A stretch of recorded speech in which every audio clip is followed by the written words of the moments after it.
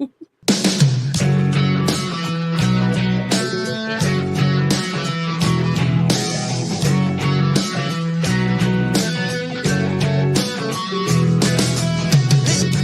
Janet from another planet? Is Janet from another planet? Is Janet from another planet? Is Janet from another planet? Is Janet from another planet? Is Janet from another planet? Is Janet from another planet? Is Janet from another planet? Is Janet from another planet? Is Janet from another planet?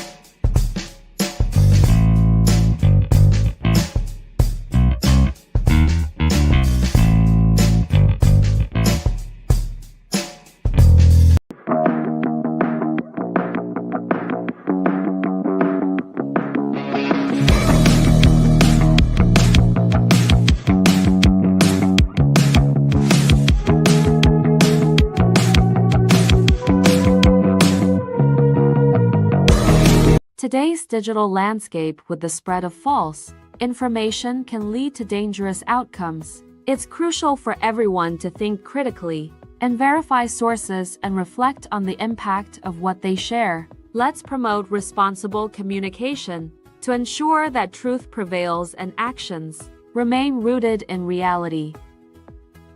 The opinions you're about to hear on this show are strictly those of the panel. The following program is rated TV MA LSV. It contains strong language, sexual situations, and violence. It is intended only for mature audiences. Are you mature? As little as possible. Okay, me too. But yeah, I love that last thing. I think it's hilarious. But I'm trying to cover all the bases so that, plus my channel is set for not for kids. So hopefully there's not a bunch of, 12 or 13-year-olds watching. I don't think they would because it's boring. It's politics and shit. Yeah, it's all things like grown-ups talking or whatever you want to call it. But I was just wanting to talk about tonight about this whole mess with the whole, SAVE Act crap. Not our Congress kind of like being lame. Our House of Representatives took care of it back in February. It's just been sitting there like all flopping on the desk and being ignored and gathering dust, basically, which I don't understand because it just seems to me that, I don't know, it just seems really fishy. Every day that goes by and they just hem-haw around and just dragging their feet and kicking the can across the street, all that stuff. It just seems it's pointing the finger at all of them. Like, what's keeping it? What do you think it is, Chris? I saw a data miner video on YouTube this week, and they said they mined the data. Yeah. They said 25 million people who weren't qualified to vote voted for Joe Biden. So basically that's what they're talking about. If they pass that so that none of those people can vote, the Democrats they're not even in the picture anymore. Not without winning over a lot of people and with what their agenda isn't, right? They don't have an agenda. Their agenda is attack the Republicans and get illegal votes. That's all they got. So well, I understand that, but we have the White House, we have the Senate, and we have the Congress, and we still can't get anything passed. It's the same thing that happened in his first term. It's like we get all of it. All the American people, 80 million people, all fight whatever they have to, and they go to the polls, even with cheating or whatever that was going on. Okay, and we get what we want in there. We get the people.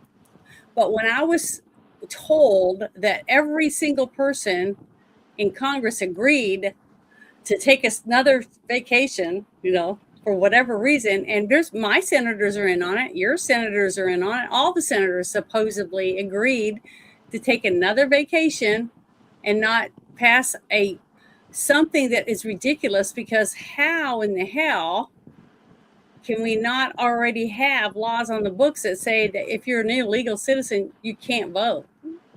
But in a state that's a sanctuary state or a sanctuary cities or whatever else, or however they do that, apparently the law means squat, and nobody gets punished for it.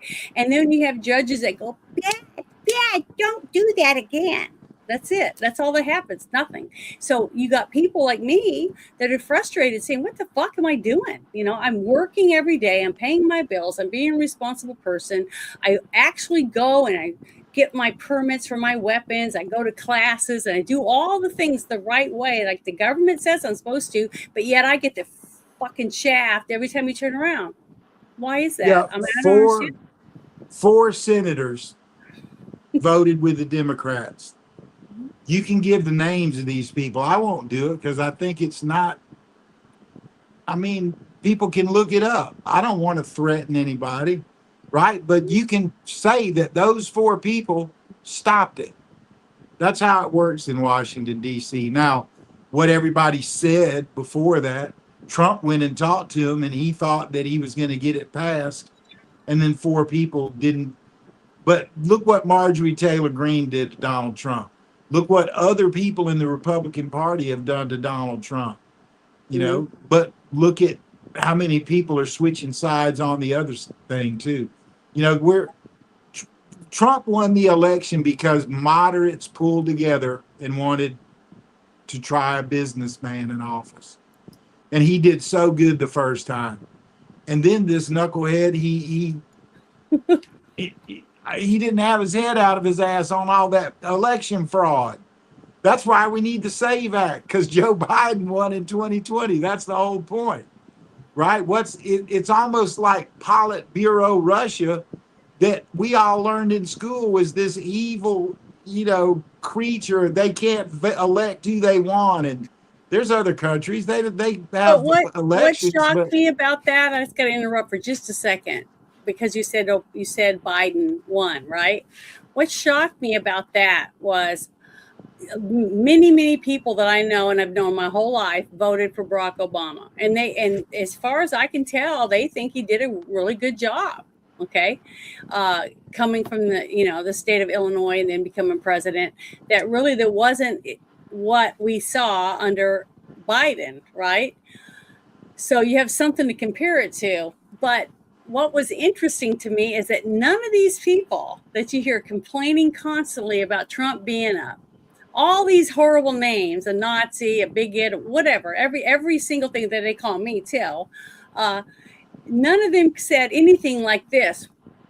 Wow, Biden's more popular than Obama? He got more votes? More people showed up? They crawled out of their graves and went to vote for this wonderful man that they thought was better than Obama?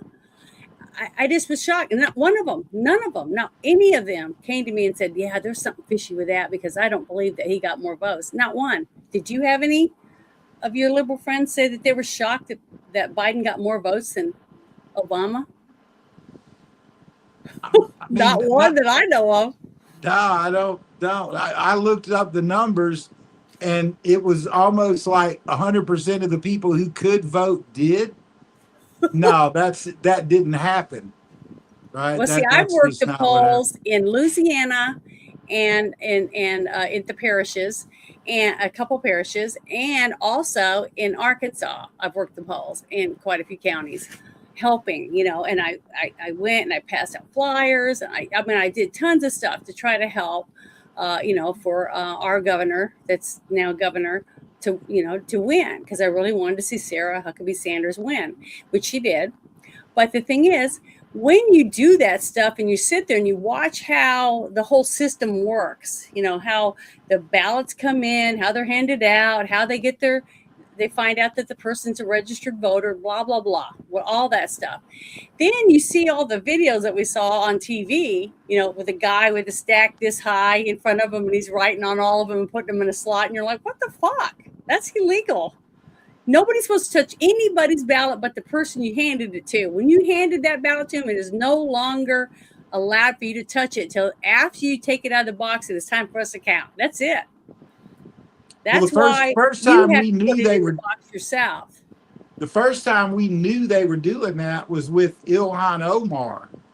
She literally had herself videotaped paying somebody $3 to vote, and how they didn't pursue that, I don't.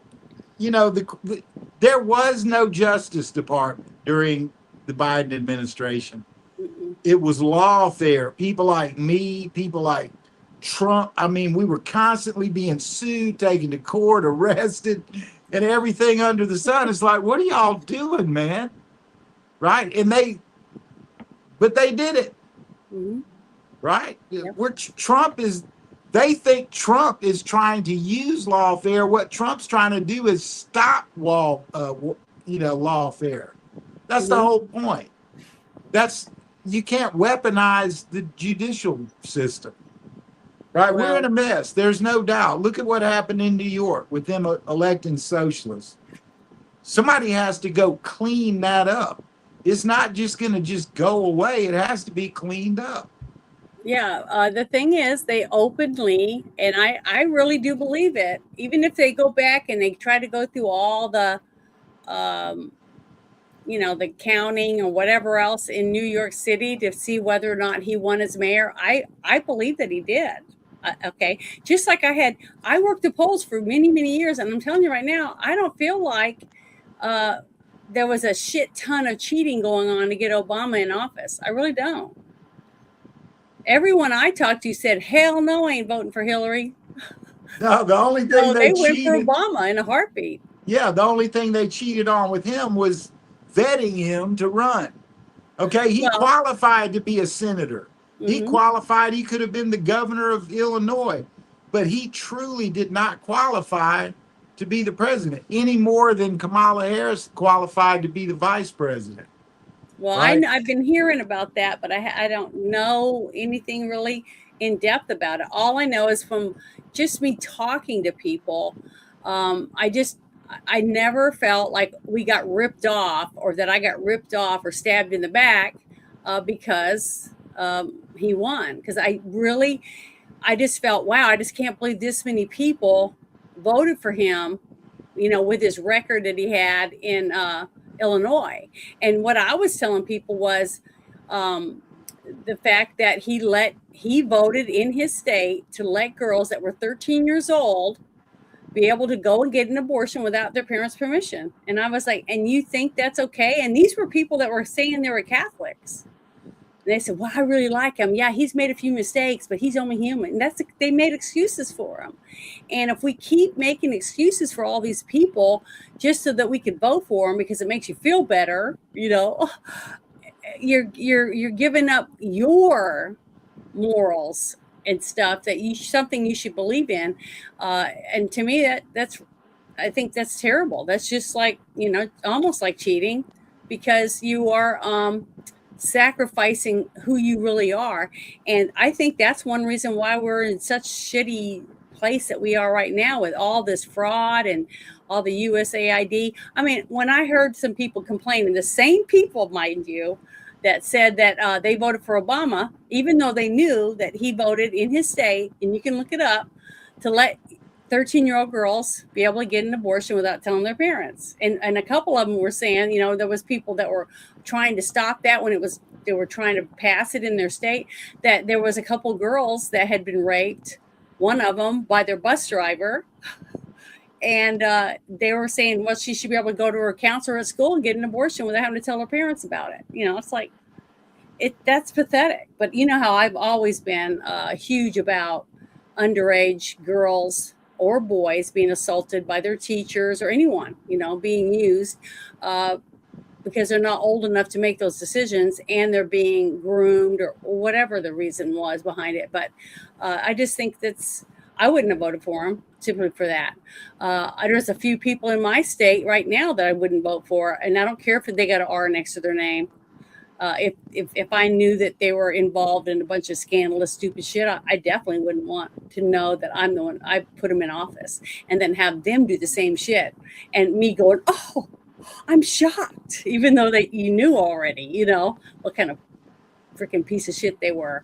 And I don't care who it is. I mean, there's one right now that's in my state that I didn't vote for any of the times because of certain things that I was told. Now I don't have, pictures and stuff like that. I was just told by people that I knew that said, yeah, this, that, and the other was going on, and I didn't vote for this person. And he's one of the senators in my state, and I didn't vote for him, and I won't vote for him.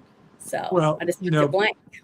Barack Obama had all the charisma he needed to get elected, and I think he loves people. His problem was he could never look at what the outcome of his decisions were going to be. Yeah. Right? He would make the Health Care Act. It got knocked back when Hillary tried it as a special task for Bill Clinton back in the 90s. And the reason was because we proved it would bankrupt the medical industry.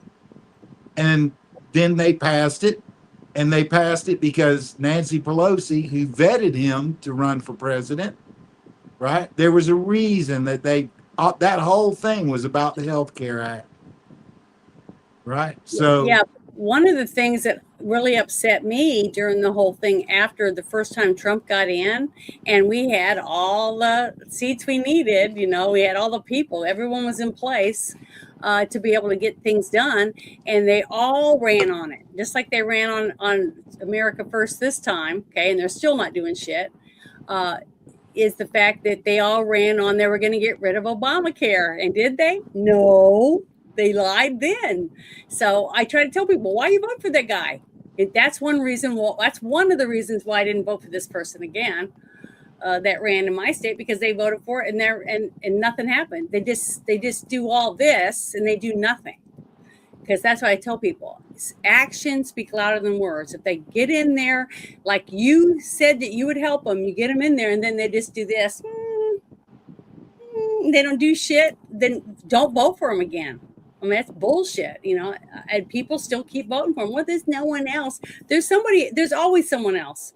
But somebody else or no X at all is the only choice you have. Well, then don't put an X in there. Because at least I can sleep at night knowing I didn't put them in there. I have to live with it, that they're in there, because we have to live with the effects of whatever is out there doing this shit. But I know I'm not one of the reasons why they're in there, because I didn't vote for that person. So, it sucks. So you can go ahead and say what you were going to say now. I'm sorry. Oh, no, I'm listening. I mean, politics has been the same way, right? The way my life went, being around my dad, taking care of presidents, and being in Washington, getting in the military when he was a general and I was an NCO, and I was always on a different level than him, right? I owned a lot of companies and I had a talent in music, and I was able to do a lot with my life. But I really didn't start getting really deep in education until I got in the military, and it was all medical. Yeah. But growing up around all of that and the corruption, and I mean, nothing has changed. The faces changed, the names changed, but really the politics don't. And I went through a real political time in my life because I went to a small Christian school that was built by a senator, a Georgia senator, so his daughters could have a place to go to school when the busing, all that went down. Mm-hmm. And that's where I graduated from. And we were a prep school. We took college courses in school. We had all kind of stuff like that going on there. I think they call them magnet schools now. But he would have me campaign for him. He got me to be a page for him a couple of times during the summer when I was out of school, running around up there taking mail to people and all that stuff. So, you know, I had that experience of it, and just there, what I noticed was seemed like everybody was drunk, you know, all the time. And because I was from a small Baptist school, I didn't drink or, you know, do any of that stuff during those years. So I noticed those things. And they would drink during the day when they were working. So here's the people that run our country and they're drunk, right? Yeah. And I don't care about people drinking, but there's a time and a place for everything. And really, when you're running the most wealthy country in the world, it's probably not a good idea to be drunk. Hey, man, let's send 10 million over here to this guy. He's my Well, see, neighbor. that's what You my know, mother it's like, used to say about my grandparents. Because I remember one time I asked her, God, I don't remember how old I was, maybe 8. And I asked her, I said, why is Papa always drunk? At least he acts like it. And she said, well, you know, he had a stressful life. So when he gets home from work, he likes to have a few drinks. And then he laughs a lot. It makes him happy. So when he goes to bed, he doesn't have sad thoughts. That's what my mom told me. So I always thought, well, that's kind of sweet, you know, that he's always happy when he's sleeping, you know, that kind of thing. Then as I got older, I realized, well, you know, you don't have to have a miserable life to be an alcoholic, you know. no. So I realized it changed as I got older because I started seeing, you know, that kind of stuff behind the scenes type of thing. And it's really sad because I had a lot of relatives that had, you know, alcoholic members of their family. And it's just a sad thing to see. Especially when it affects their lives. I mean, you do have functioning ones that can keep their jobs and things like that. But then you have some that are just totally useless. They don't do anything. And then others that are mean, you know. Man, So this deep state lawyer friend of mine and I tried to sue Nancy Pelosi one time because she goes on the Congress's jet, yeah. 54 people on the flight, and everyone on there is related to her, right? They fly to Paris, they fly back. The alcohol bill from the jet, not from the big hotel they rented in Paris, none of that stuff. Just the jet was $74,000. Okay, that's for 2 about 14-hour flights, transatlantic. I know, but how many people were drinking on there? 54 people, That is, $74,000. that sounds Okay, awful. so we tried to sue her to make her pay for it, and this is the answer that we got from the lawyers in the Congress. That money was left over from a Christmas fund, and they had to spend it before such and such date because it would go back into the Office of Budget Management, right? The Yeah. OMB. So that's what they did with it. They bought all that alcohol and got on that jet and flew halfway around the world and got drunk for days. I mean, have we ever had? I don't think we ever have because I've never heard of it. It's like a surplus where, you know, the year goes by and they go, yay, we had 10% of our money left. We saved 10% of our budget or something. Have you ever heard of that ever happening? Yeah, and I'll tell you when it was and why it happened. All right, Okay. so we went over for Desert Storm, right? And all that's over. And we stayed there to occupy it for a little while they set up governments and blah, blah, blah. So all these women in Kuwait started driving their husbands' cars because they saw these American military women driving these great big D50s and fuel trucks and all this. Like, well, if they can drive that, I can drive a car. The mayhem got so bad, the king of Saudi Arabia told George Bush right before he left office, I'll give you $500 billion if you'll just get these fucking women out of here that are ruining all our women over here, right? So yeah, that makes Bush sense. accepts the deal, but the money didn't come until after Clinton got in office. But that gave us a surplus. Remember, we had a $20 billion debt after the S&L crisis that happened in the 80s under Reagan, where they deregulated the S&Ls and you could just go borrow $100 grand where everybody's borrowing it and nobody's paying it back. Yeah, Our it sounds debt real. at that time was $20 billion. Now think about that. We're at 30 trillion now.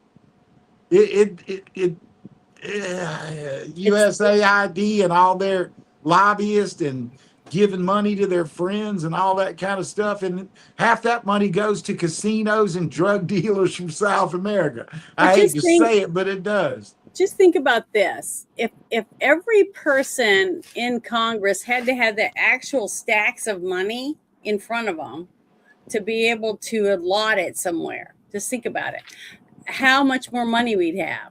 Because when you give a teenager a piece of plastic and you tell them this is your limit, okay, and they just go ting ching, makeup, food, gas, phone, whatever it is, and next thing you know, they're in the minus, right? Same thing with people. When they don't have money, they just have this. They don't. It's too easy to go into the debt because they don't look at it as real. It's not real. Oh, I got all the money I need. I got this. I got plastic, whatever. And that's to me is one of the really bad things that we've just become accustomed to. Because so many people say, "Oh, I don't believe in that. I don't believe in AI, and I don't believe in a cashless society, and I don't do this." And I said, "But you're using a credit card right now to pay for your gas." Well, it's just more convenient. I go, there you go. Convenience. See, people are doing it because it's fast, fast, fast, fast. Go through the drive-through, get food, go to the restaurant, go to the grocery store, everything. Nobody uses cash unless you go to like a flea market or a yard sale or something like that. Then you have a little bit of cash and you spend it. But that's why it's slowly evolving to where what happens when you're in a spa or whatever, right? And you just say you're supposed to pay $500 for you and your wife to get a whole spa treatment for your anniversary, and you're in there and the power goes out and you're just about done. Are they gonna just let you leave because now you can't pay? See what I mean? See, that's what I'm saying. They're not going to let you leave. So they're going to have how many people sitting in there waiting until the power comes out on again, which might not come on for 6 hours. So I was getting my nails done, well, a pedicure, and the power went out. And I asked them, I said, "Do you have one of those, swipers for a credit card?" They said no. And I said, "Well, you got 7 people in here? How are they going to pay if they don't have cash?" And they didn't know to bring cash. So how are you going to get your money? So you got to cover those bases. And you'd think our senators and other people in government would be going, we got to think about other ways to take care of our bills, instead of just the taxpayer. They just think of the one thing because we're an endless piggy bank. We're always going to be somebody that has a job that's got to be paying taxes. And if they don't get it from, let's say, 20% of the people don't pay taxes, well, they just raise taxes on all the rest of the people that do pay. See, That's what Democrats want to do.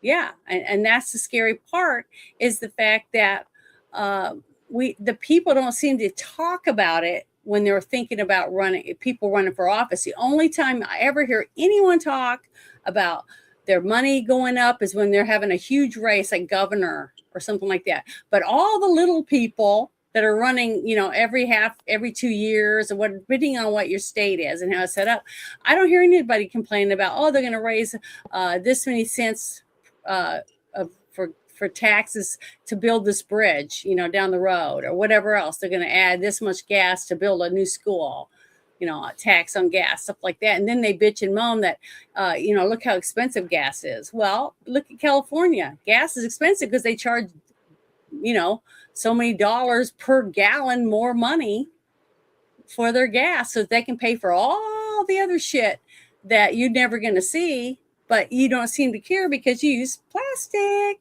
to pay for everything. So people just wait to the last minute and then they gripe and complain because it's that dollar just not stretching because now it's made out of plastic. You see what I mean? I don't know. To me, it's common sense to think about that kind of stuff, but people just don't seem to care until it's finally affecting them. But they're on the higher pay grade, so it took a while longer to get to them. But the people down here are already, going without a meal. once a day and stuff like that. And people just don't seem to give a crap until it finally lands in their lap. And what these people are doing right now in New York, they're going to find out. And what's going to be sad, though, is that the rest of us are going to end up having to find money to pay their way because they can't pay their bills or something. I don't know what's going to happen, but it's not going to be good. But I'm going to go ahead and bring up this first thing that I wanted to play tonight. I thought was pretty interesting because I'm sure you've probably already seen it. It's Mike Johnson, and he's talking about the Democratic Party because of this whole thing that's going on. But here we go. Let me make sure it's turned up. Yeah, here we go. Glad French Hill is here. Chairman Hill did an extraordinary job in the housing bill. We'll talk about that in a moment. But I've got to address a very sobering reality that is facing the country this morning. I did it with the House Republicans, and I was pretty animated this morning. I was up late last night, as I'm sure many of you were, and you saw the result of this latest, these primary elections for the Democrat Party. The headlines this morning say it all. I've got a collection of them here. Socialist earthquake, one of them said. Mamdani candidates sweep New York House races. These are socialists. These are Marxist in their ideology. Mm-hmm. Next headline, Mamdani hails new chapter for Democrats, one of the Chirons said this morning on the news. Hakeem Jeffries, my counterpart, the Democrat leader here in the House, was booed at some of these return parties last night. You saw that on social media and some of the clips. When he was being interviewed on the screen, the crowds in New York, in his own backyard, in the Bronx, in one of these districts, were booing him. And they shouted, "You're next." Hakeem Jeffries has a tall task ahead of him right now. He's got to go out and somehow make a credible pitch to Democrat establishment donors that that's a good national investment right now. That's a tough one to make. He has just proven that he cannot even hold the line in his own backyard. How can he possibly defend against the Marxist march around the country in these other districts? This is not your father's Democrat Party, as we say all the time. Last night, among the incumbents who lost, Adriano Espaillat, who's chair of the Democrats' Hispanic Caucus, Dan Goldman, who was mocked for his Jewish heritage in a coffee shop in New York and maligned online because of that. The Democrat Party, the socialists, the Marxists, have nominated some of the most radical candidates to ever run for office, and they're running for Congress. The insurgent left is on the rise. I was reminded all last night and this morning about the warning, the admonition from the Gipper, President Ronald Reagan. And he reminded us constantly, freedom is never more than one generation away from extinction. And he said, it's got to be fought for, it's got to be protected, it's got to be passed along to the next generation so that they too will know the same liberty, opportunity, and security that we've known and frankly too often take it for granted. He said, freedom is not passed along in the bloodstream. It's got to be fought for. And these are the times that Reagan was warning about. He was warning about communism overseas. Now it is on our own shores. And it is a very serious time, and every American needs to wake up and understand the threat. I want to share with you some of the lowlights, some of these candidates who are emerging through these through the processes. Last night made crystal clear, as Leader Scalise said, that Zoran Mamdani and AOC and Bernie Sanders have just taken full control of the Democrat Party, or what was left of it. Across the country, Democrats have candidates winning primaries and rising through the ranks. Here's a few of them. Vang in California, one of the Democrats, she won't say the Pledge of Allegiance. Hamaway in New Jersey, Democrat candidate, socialist candidate, has ties to Al-Qaeda and other terrorists. Chevalier won last night in New York over Hakeem's counter endorsement. She says she wants to abolish the border. She doesn't want a border for the country. Mendoza in Arizona wants to decriminalize trans prostitution. Apparently that's the thing. James in Iowa wants to apologize for being white. Garriott in Iowa performed a Satanist wedding.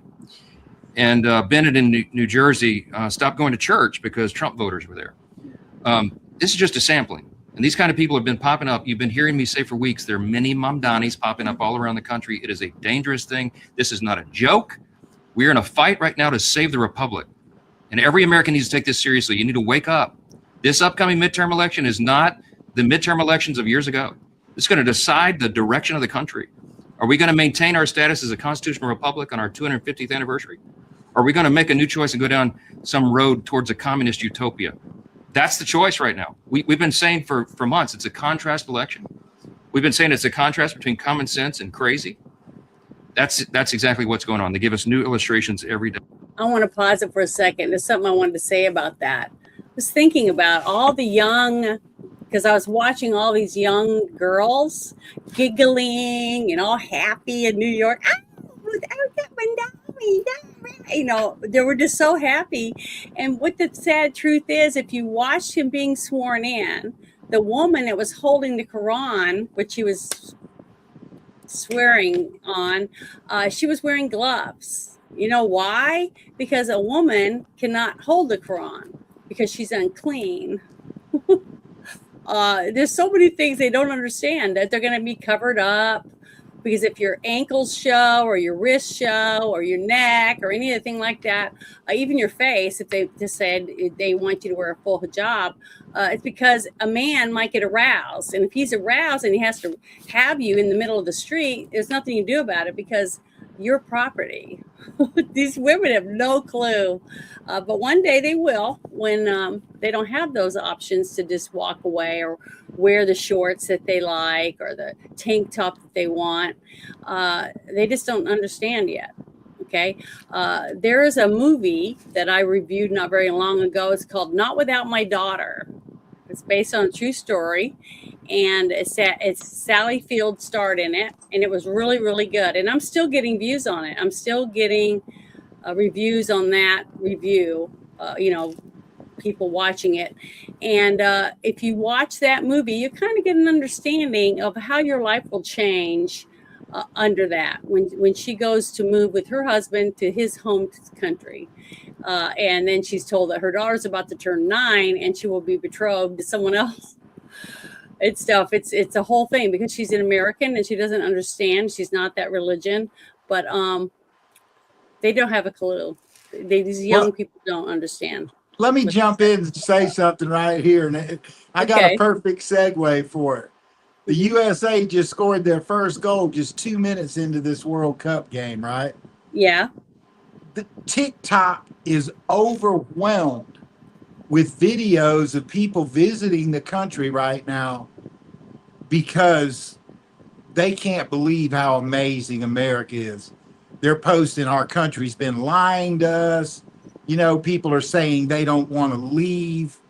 Okay. And I'm watching that wave is going across and it's making people go, what? Why is it so much better than where you are? People are going to wake up to the fact that they're trying to take this country down a notch. Everybody else wants to be like America. Okay. Then we got to get to the fact this was done on purpose. And then the second thing I want to mention is the movie that you and I watched today. Right? Oh yeah, I forgot about that. Yeah. So I mean, imagine if Speaker Johnson watched that movie. He'd probably be up cheering and jumping up and down and get me another beer and all that, because it sounds like that's the way he feels. The way I feel is the more that you can enlighten people to the truth, things like what we talked about before the show with the Ayatollah Khomeini, who said America's the great Satan and we're going to destroy Israel because they're westernizing the Middle East, all based on this radical ideology that won't let a woman touch the Quran.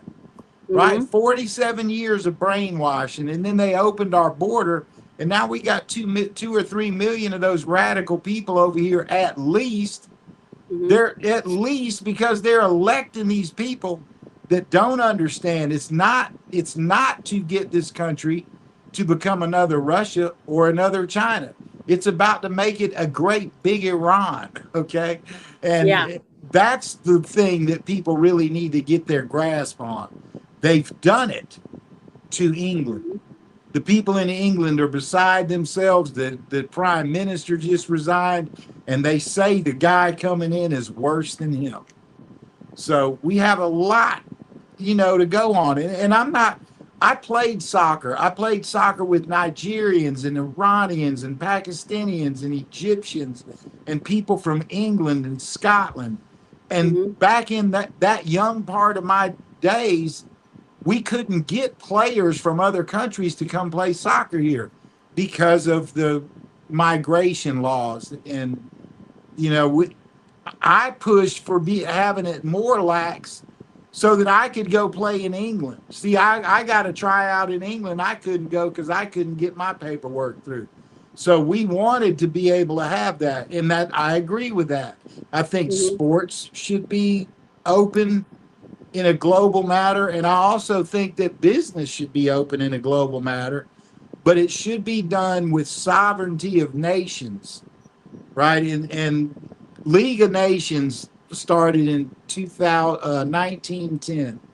And the idiot that did that was born right down the street from here. And I was part of the Woodrow Wilson birth home renovation. I laid all the tile in there. And the fact that he's that guy. And then when what's his name? Roosevelt, not Teddy, the later Roosevelt gets in office. We got World War I and World War II going on.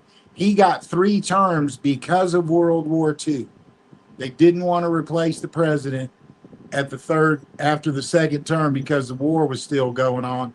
And when he came in for the Great New Deal and the interstate system and all this stuff they're talking about to recover from the 1929 crash. So he enacted a lot of socialist laws during that time, tons of them.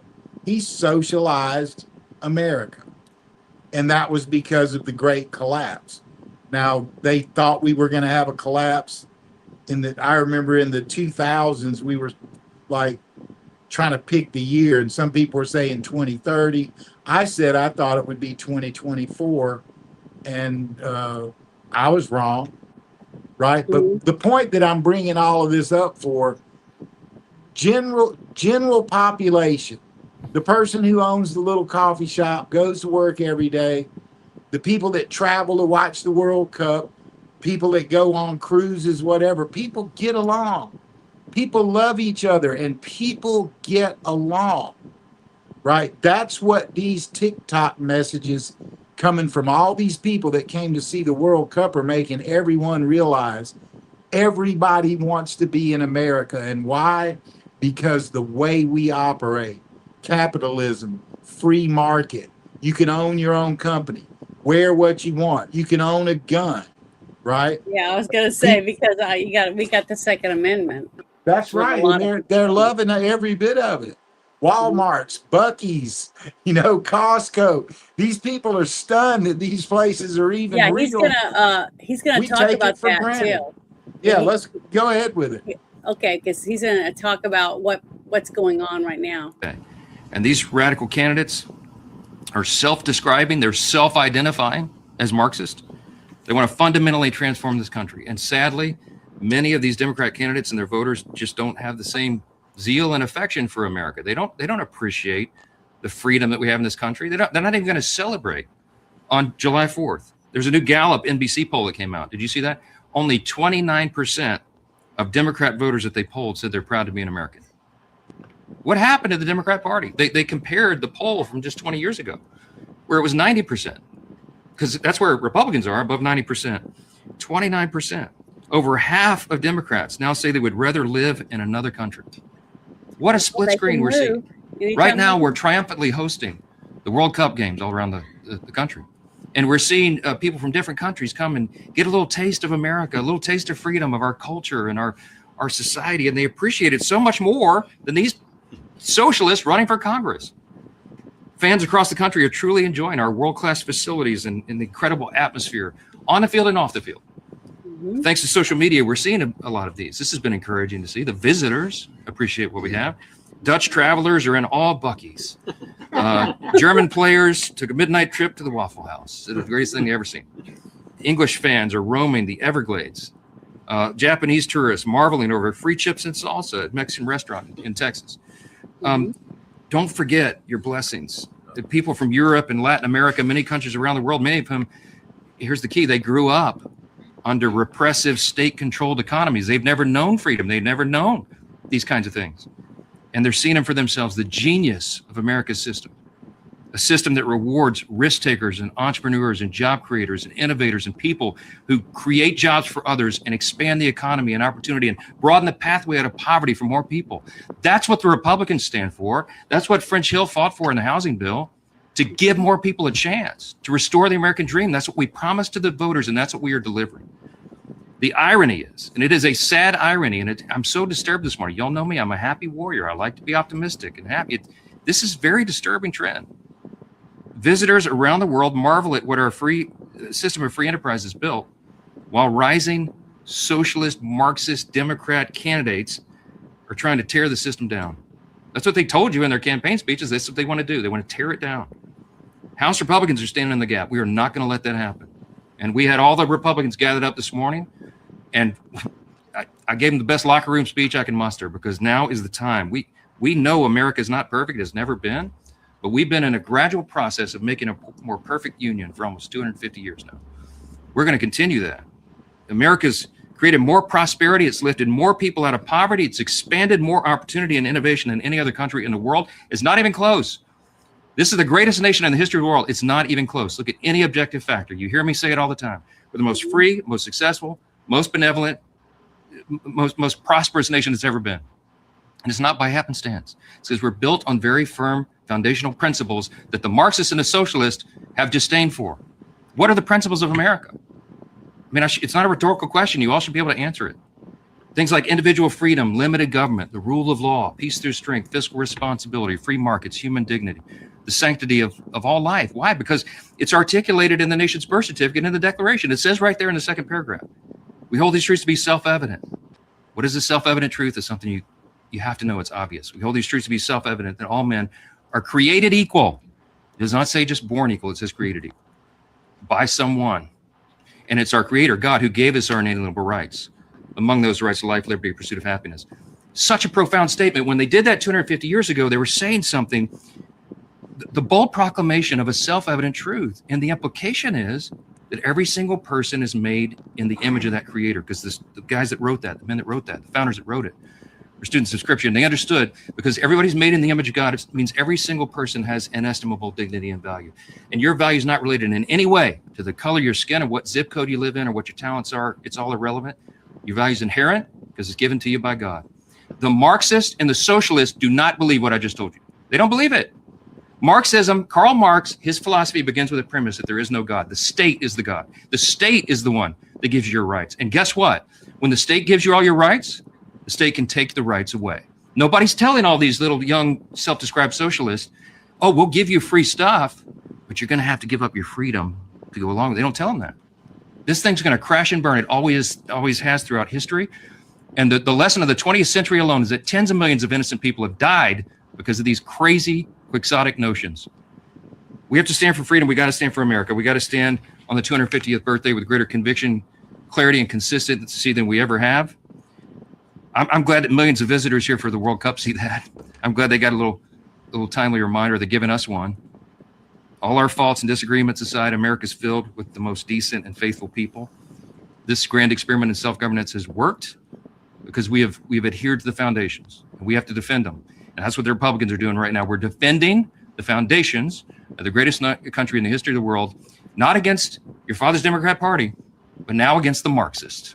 And we're ready for the fight. I'm telling you, the House Republicans are fired up for this. We're going to win this midterm election. We're going to maintain the beacon of hope and freedom and opportunity that this country has always been. Indeed, as our first Republican president Lincoln said, and as Reagan repeated, America is the last best hope of man on the earth. I'm up to fight. These guys are up for the fight. This chairman's up for the fight. All our colleagues are. I'll take a few questions. Yeah. Glad. So I thought he did a great job. I thought that was a very good, honest speech. It's sad that our Congress doesn't feel the same way. I like Speaker Johnson. I think a world of Speaker Johnson. Mm-hmm. I do too. He's Jewish. He wears a yarmulke to work sometimes. Mm-hmm. During the midst. I know, and a lot of people are on the Jew hating thing too. That we're in the bad shape that we're in because of them. Blah blah blah. Because they hate religion also. I don't hate religion. I believe in freedom of religion as long as your religion doesn't try to stomp on my religion, so that all these people should be able to walk side by side and have their beliefs. That's what I believe in. I think that's what our forefathers tried to have when they first started this country. But what I want to share next is really quickly, let me close this real fast, is what his speech just made me think of was the movie that we just got through watching. And I posted this after the movie, so I'm going to share it. This is it right here. So let me get it bigger. This is the movie that we watched. It was called Citizen Vigilante. And I thought it was really good. To me, it was, I posted on there that I thought this was the best movie I've seen since The Sound of Freedom came out. And to me, I put it in the same category as The Sound of Freedom. It's not so much that it's a true to life movie. It's the fact that it's trying to tell you what could be coming your way if you don't get off your ass and make some good decisions. You know what I mean? Start making some changes right at home so that you can keep what you have and even make it better. And I see so many people that are just kind of, so I hope that if they go and watch this movie, because as of today, you can watch it free on X. If you go to that Citizen Vigilante page on X, you can watch it for free. But Saturday, it's going down, and then you have to get it on like Prime or whatever other one and pay for it. So I just wanted you to know that you could do that. And can I throw in the disclaimer? Yeah. Because if you're squeamish or just ate a big meal, be careful, because it's extremely graphic. Yeah, it says so right here on the bottom here. It says warning, very graphic content. It's a vigilante. It's a guy who's getting even with criminals that have gotten away with it or gotten a slap on the wrist over in Europe. Somewhere in Europe. It doesn't really point everything out. It starts out with one of those scenes where some woman's just walking down the street minding her business with her child, and a radical guy comes up and stabs her throat. Yep. And the little boy has to watch her die. I mean, that's really happening. That's not something that's off in the future. Everything you saw in that movie something already happening. That's all right. Of it, the rapes, the attacks, everything, all that is really happening.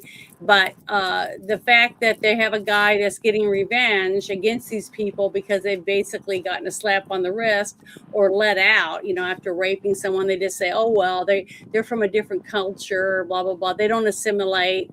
And that's the sad truth about what I've seen, even in our country, in Canada, from people that I know that live in Canada, Australia. I talk to people on Spaces, on X, for all those things. And the problem is not the fact that they're bringing immigrants in. That's not the problem. It's the fact that the immigrants come, they don't assimilate. They don't want to learn the language. They don't want to learn to read and write in the country that they're in. They expect to just be given homes, food, whatever, even if they can't get a job because they can't read and write. They can't understand the rules and regulations. But when you bring in so many people that it starts taking down your economy because you're taking away from the people that were born and there are citizens of your country to feed and house people that don't want to assimilate into your country, and they're not going to put back into the country. They're going to do nothing but drain from it. Why would any country want to do that? No country can afford to do that. Yeah, I don't look at that so black and white, and I haven't looked at it black and white for a long time. The issue that we have is we allowed people in this country who refer to us as the great Satan. Okay, when I drive around town, when I drive around the country, especially when I'm in Washington, D.C., you see a lot of assimilated immigrants doing jobs that the stupid Game Boy jockeys won't go out and do. we have a need for those hardworking people, okay? And those people do want to assimilate, and they love America like our World Cup visitors do, right? We have these radical, look at these radical George Soros funded and whatever the dude over there in China, he's in Beijing and hangs out with Xi and he pays for these things, right? Yep.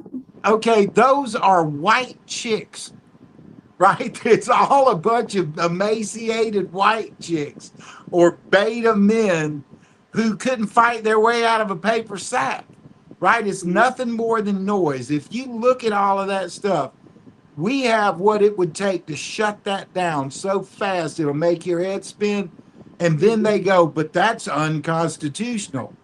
Freedom of speech is not confined in burning courthouses, overturning cars and all that. If you're committing a crime, then what you're saying is also a crime, right? So I think the solution is more simple, and I don't see immigrants as black and white, not at all. You know, when I learned how to talk, I lived in Japan. Then we lived in Hawaii for a while. Then I went to San Antonio and lived on the edge of a military base in Mexican San Antonio, Texas. If you wanted to order food, you had to learn how to speak Spanish, right? And there were places you didn't want to go, right? But back then, there was places a Mexican wouldn't want to go either, right? And we went through all we went through in the 70s. During those times, I told you, me and James Brown used to go every time two gangsters shot each other, we'd go to the funeral and plead with them to quit doing all that, right? Yeah. Now that's spread out even more into culture. And you have like Johnson in Chicago. Is this guy blind? Is he insane? He talks about racism and it's like, dude, everyone who's killing your blacks here are black. You can look all that stuff up at FBI.com. I'm not just running my mouth, and I'm far from racist. I'm part African American, part Native American, and a lot European. And I'm not going to go like Jim Carrey and liar and beat myself in the restroom because I hate different parts of me. I love all of my culture.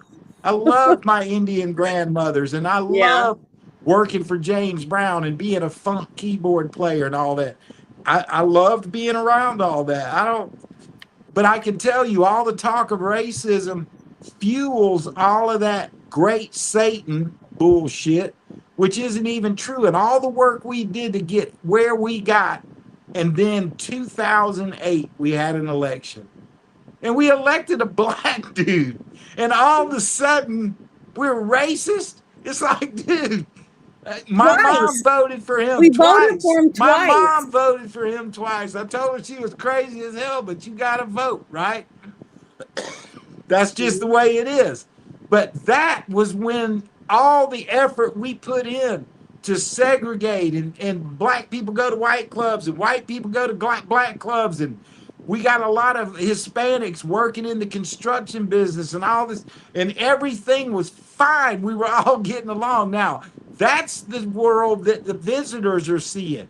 They're not listening to CNN and MS Now and MSNBC and ABC and all this, and all they talk about is hatred and fucking bullshit. And now the whole world has come here and said, wait a second, this is where everybody wants to live. However this works, this is what we want. And that's all. It's all narrative stuff. They took over media, right? As soon as they made it legal for drug companies to advertise. I get so sick of drug commercials. It's like, you can't be serious. Then they told us to all take COVID vaccine. It's like the vaccine that wasn't tested, that didn't work, that literally killed 30 or 40,000 people the minute they got it down the line. And they're still denying that shit. We had them come in with data, global people working on this, people I've worked with for 6 years, and we put the data up there and they still went, well, that's just not true. Now we're talking about Dick Blumenthal, Senator Richard Blumenthal, who we have tracked taking money from communist political groups and speaking at their events.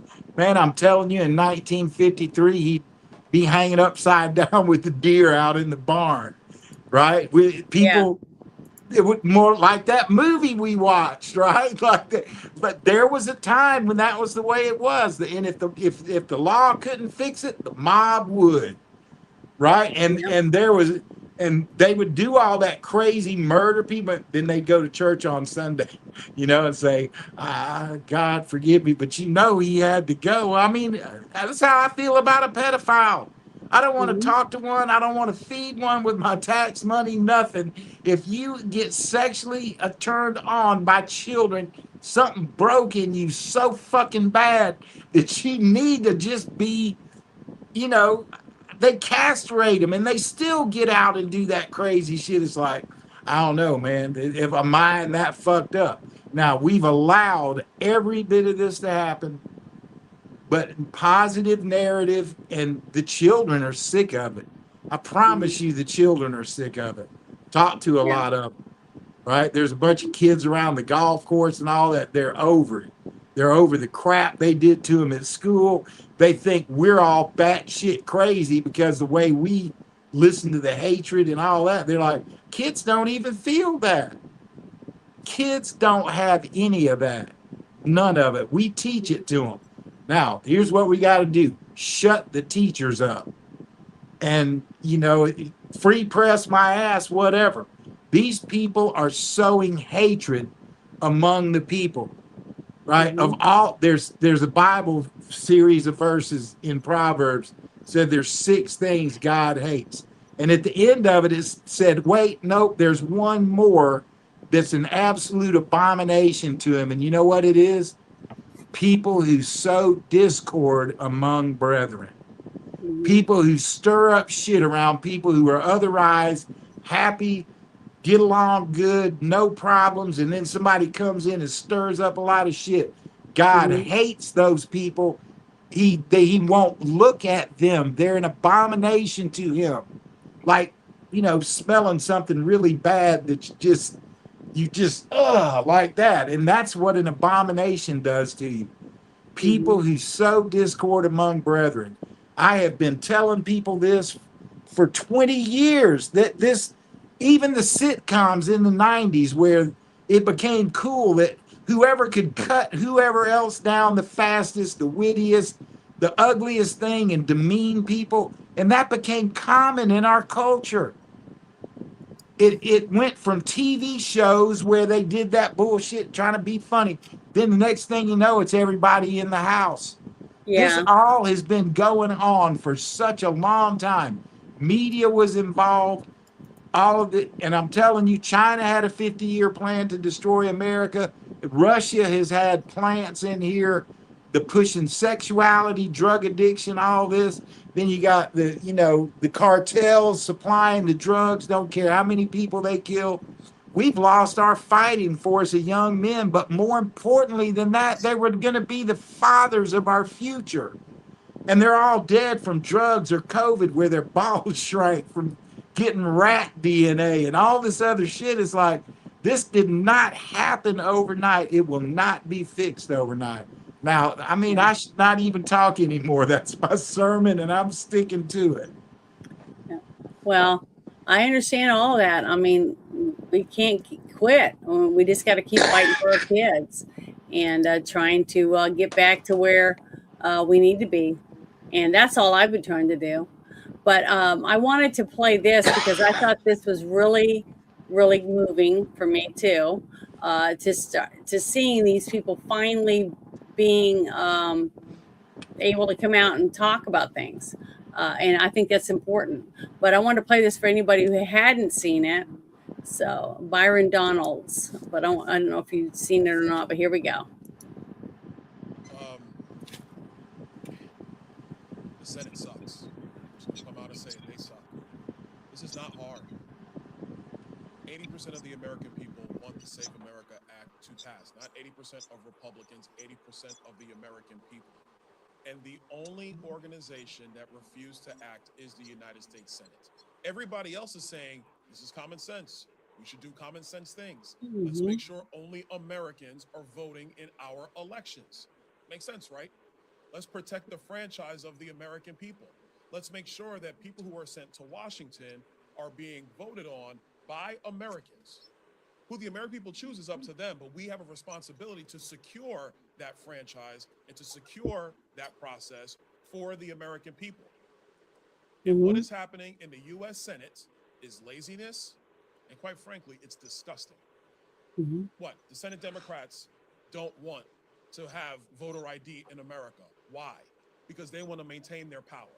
Senate Republicans don't want to do the right thing and actually have a true filibuster on the floor and debate the matter on the floor, because it would take them away from their precious meetings that they have to conduct. I'm sorry. They have a responsibility to open up the Senate floor and debate this issue in front of the American people. I agree with Chairman Harris 1,000%.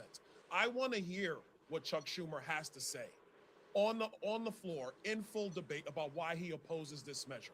I want to hear what Elizabeth Warren has to say about why she would oppose this measure. I want her to tell the people of Massachusetts why she believes that the people of Massachusetts should not have to show a photo ID in order to vote in a federal election in the United States of America.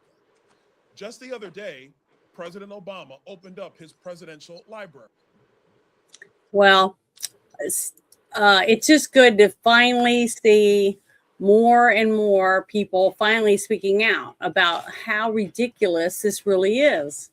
And now they're on another break. That's what's, we have things that need to be done. We have elections coming up, and we can't get the people that we voted for that said they were America first, which means Americans should be the only ones voting in our elections.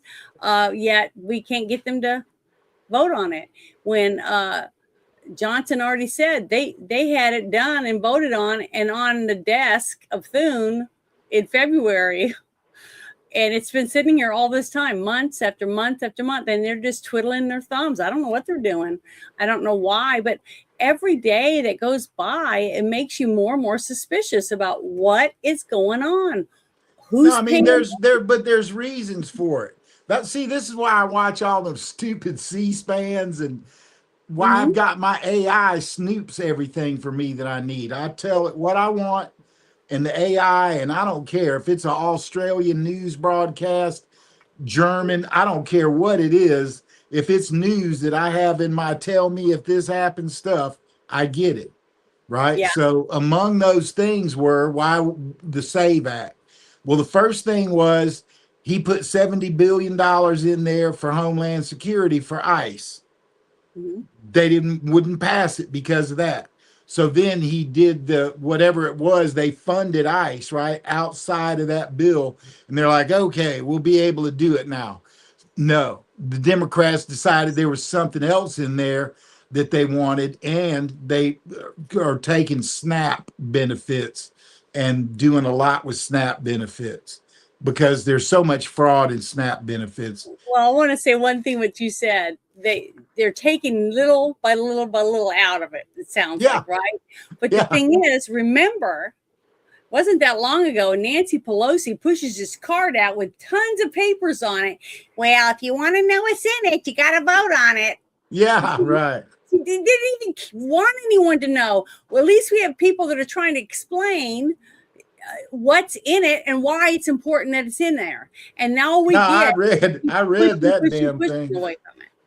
Yeah, I read the Healthcare Act within days of it passing. I knew when she said that, I thought, oh my God, what are they going to do to us?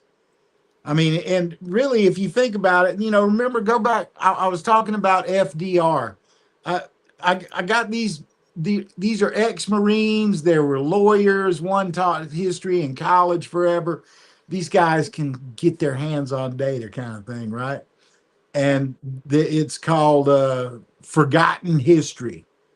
At Forgotten History on YouTube.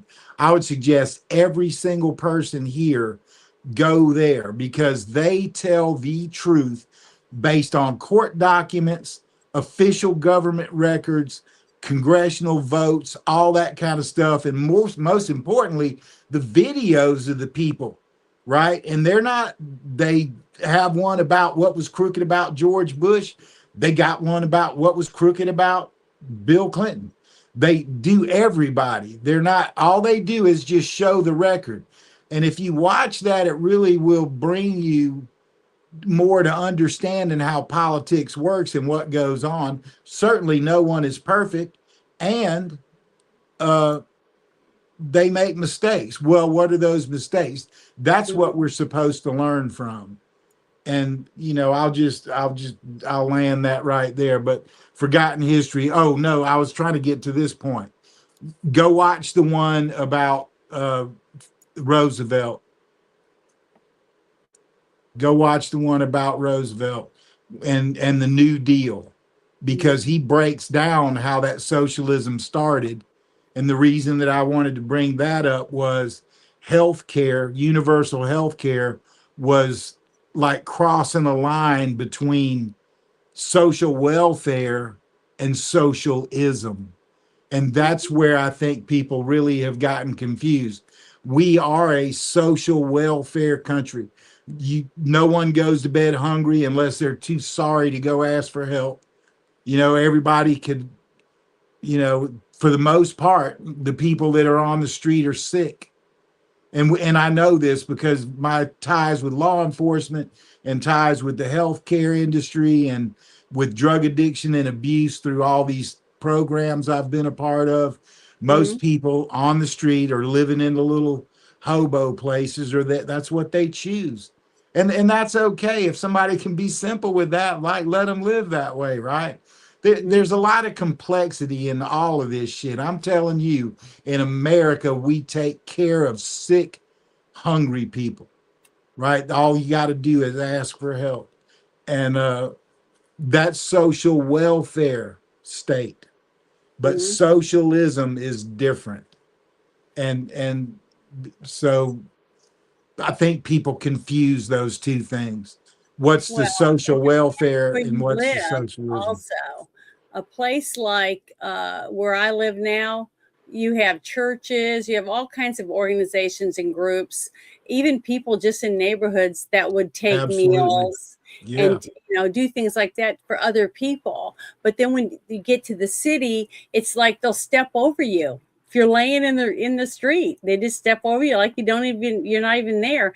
They whip out their cell phones when someone's getting robbed or beaten up. I mean, it's really sad to see that. But then we wonder why every single city in every single state is run by blue people.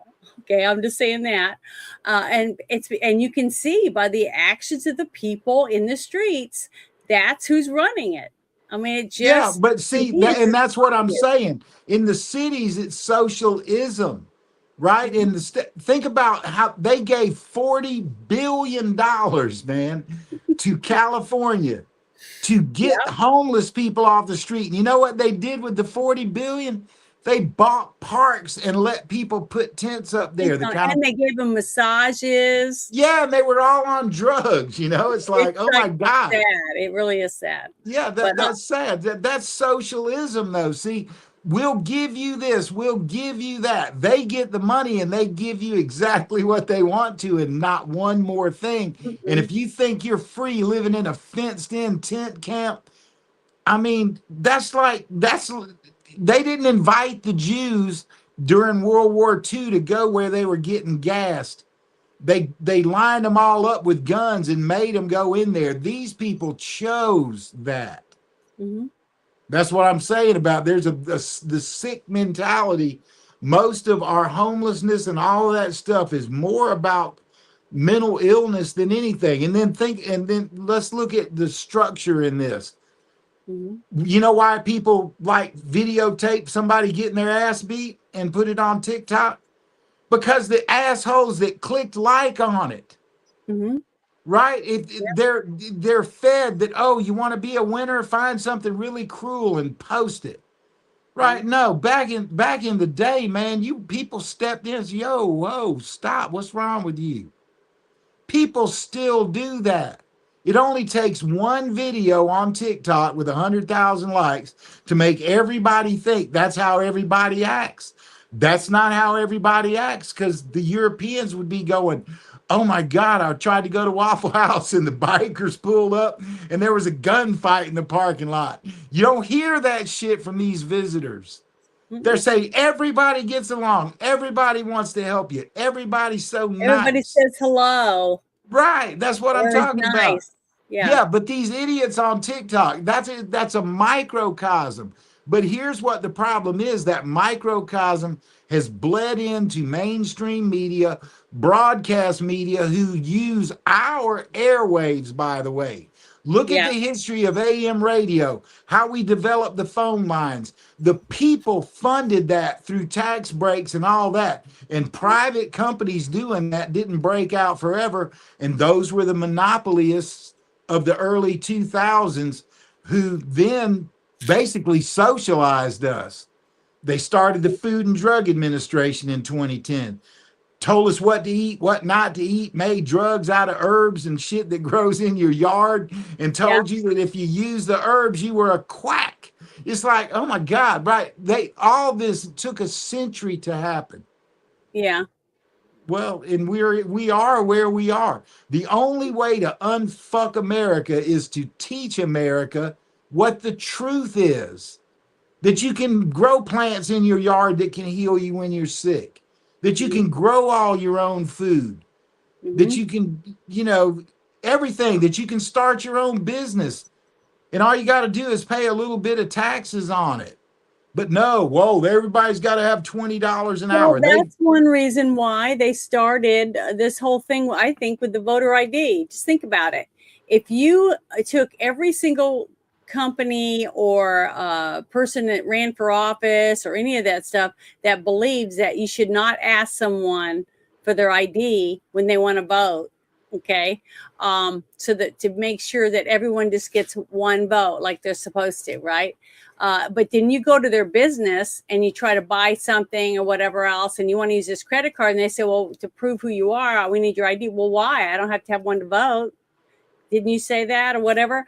It would be different, because then they would be forced to have to change that whole stance on it. Okay, let me bring this up right now on that, because that's a viable argument. But here's the problem. One of my friends in Nashville was the guy who was in charge of immigrant welfare. And me and him used to talk a lot. So he tells me most of the people that he looked out for the welfare for, and there was girls getting raped in empty houses where all these workers would sleep around before they'd go pick corn the next day or whatever it was. This was up in middle Tennessee. So that, killings, murders, houses with no running water where 20 people were living.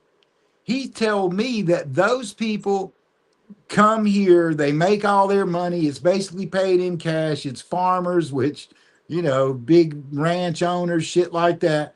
They pay them cash. They take that money back to Mexico when it's not planting season, and they live down there on the American dollars, and the exchange rate is insanely good. So there's huge benefit for these people to come. We can't do without them. We can't not have that kind of a workforce here.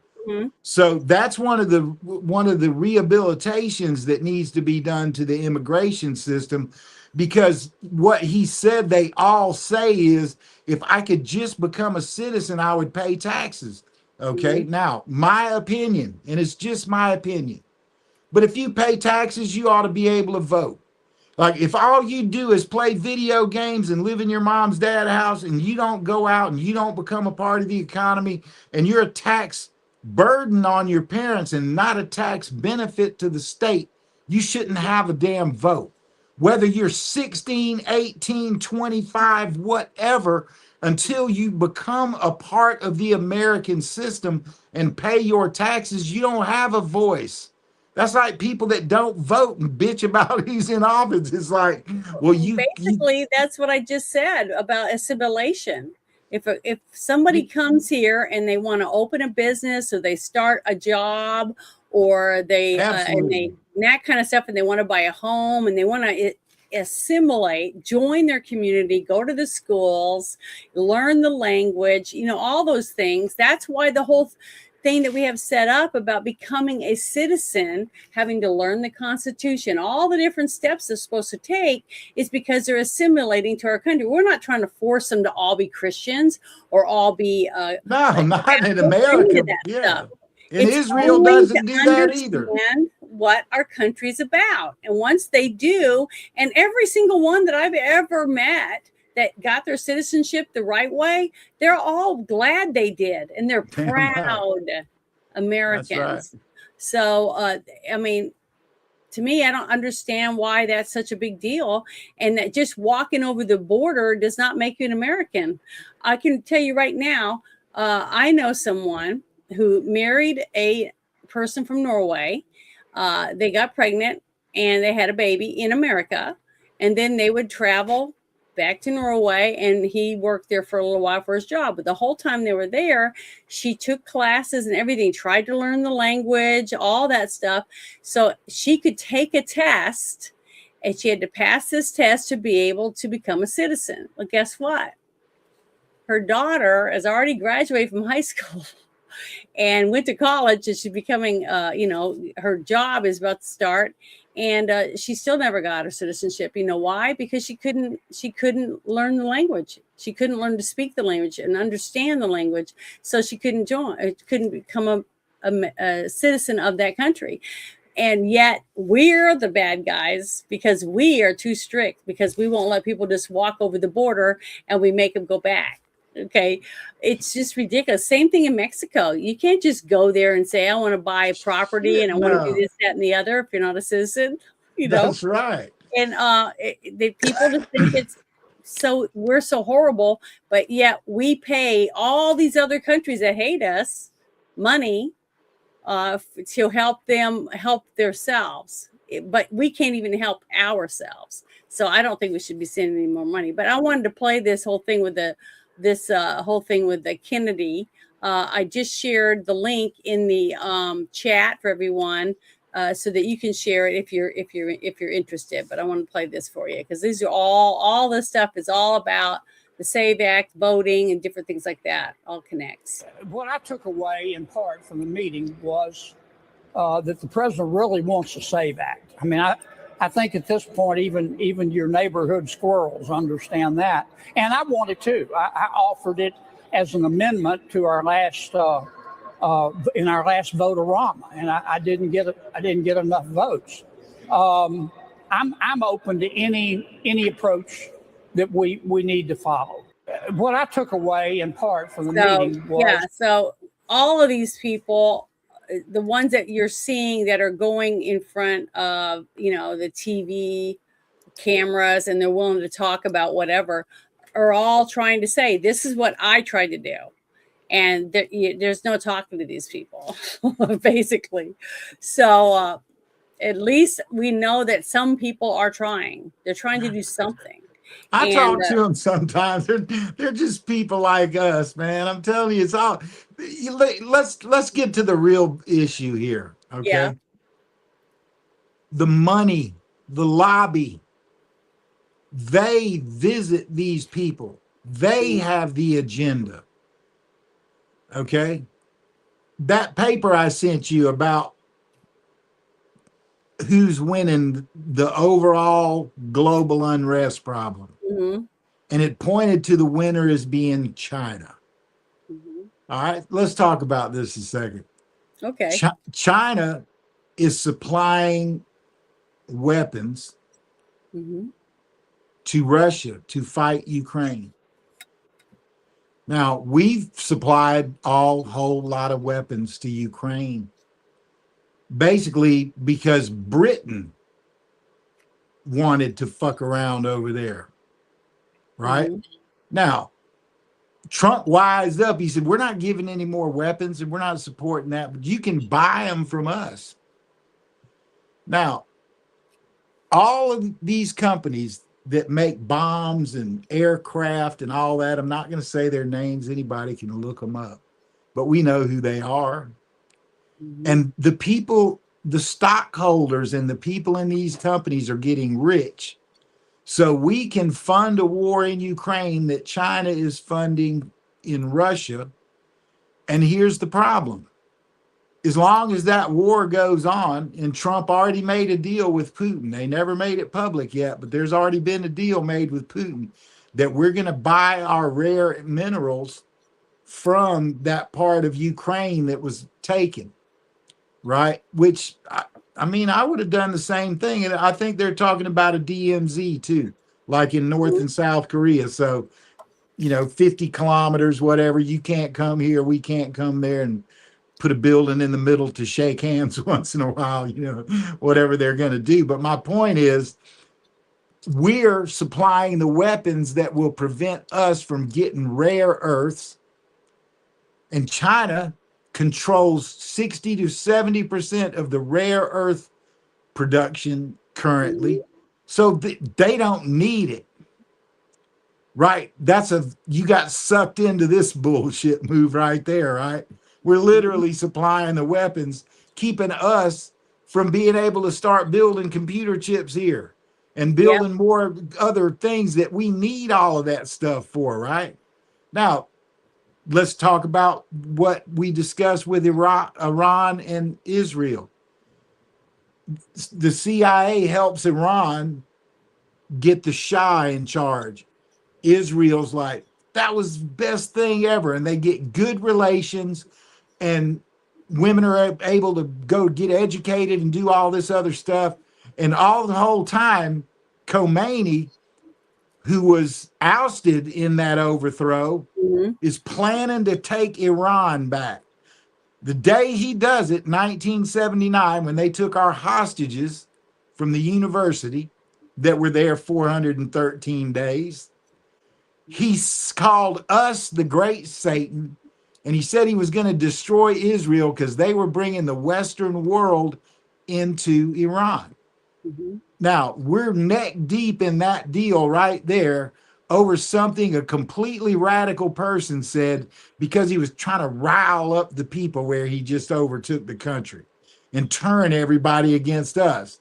Now, everybody's fine. Borders are good. People are staying where they're supposed to. And all of a sudden, America opens its borders, and we're not even checking to see if these people got COVID, for Christ's sake. And all of Americans are locked in their fucking house, okay? Blah, blah, blah. Well, and forcing our military to have to take the jab.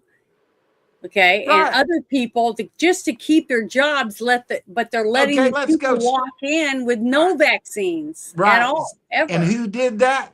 Vanguard, BlackRock. Their top investors were the 4 companies who made the vaccines. Now, let's go right back to where I started this. The lobby. The lobby and the money in Washington, D.C. have a lot of power, and they will kill you if you do certain things.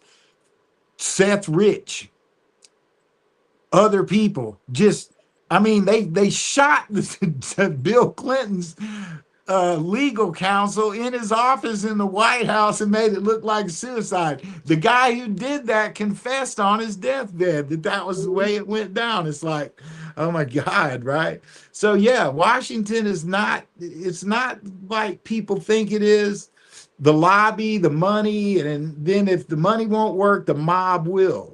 And that's our Washington, D.C. Now, do we want a bunch of Marxist, socialist, communist, CCP backed, whatever in there running that? Oh God, no, man. I'm telling you, let's just stick with good old people that are, 5th, 6th generation Americans that learn from their history and their families what this country's about.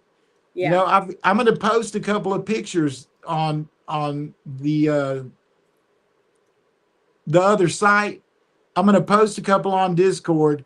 One of them is a letter that was written by Theodore Roosevelt in 1905 about assimilation. And the other one is the American Creed. And it's like a road sign on a Kentucky highway. And I read it, I took a picture of it. And I'm going to post those two things on the Discord for anybody that wants to come look. Okay, cool.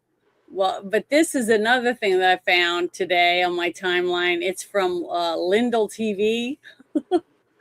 I'm so Lindell, happy. Mike Yeah, Lindell TV. yeah. Uh-huh. Yeah. And I loved it. Some of their people on here are so fun. It seems like they enjoy what they do. It's not a typical news company. You know what I mean? They Yeah. actually seem like they enjoy being journalists. But I want to play this because I think it's really good. So let me make sure it's turned up. But listen to this. With the Senate continuing to block the Save America Act, as we know, they're now going on this multi-week recess. Is it perhaps a possibility at this point to speak with Vice President J.D. Vance and have him go in to preside over the Senate to actually enforce the talking filibuster instead of this zombie variant that's currently blocking everything up? I'm open to all options. I mean, I think this whole group is, as you just heard in this press conference, is open to any option.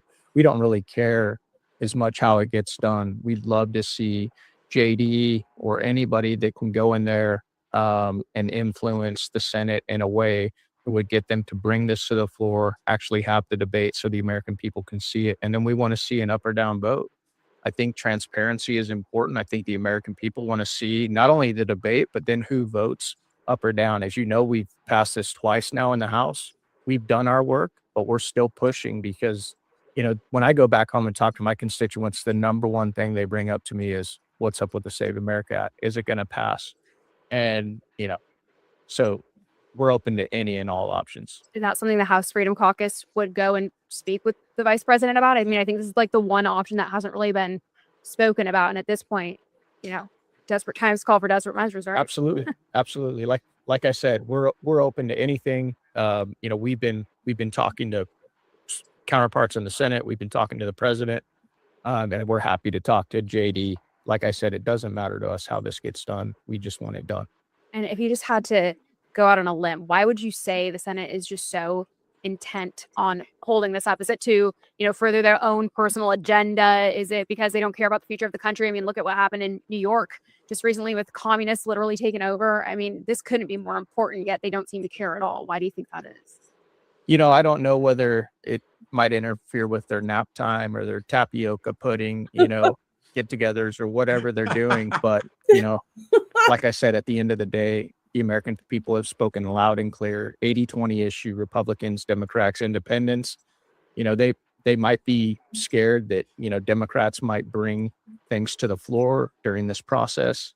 And I say, if that's the case, deal with those issues as they come. But this is that important. So, well, thank you so much, Congressman. We appreciate all you do. Hey.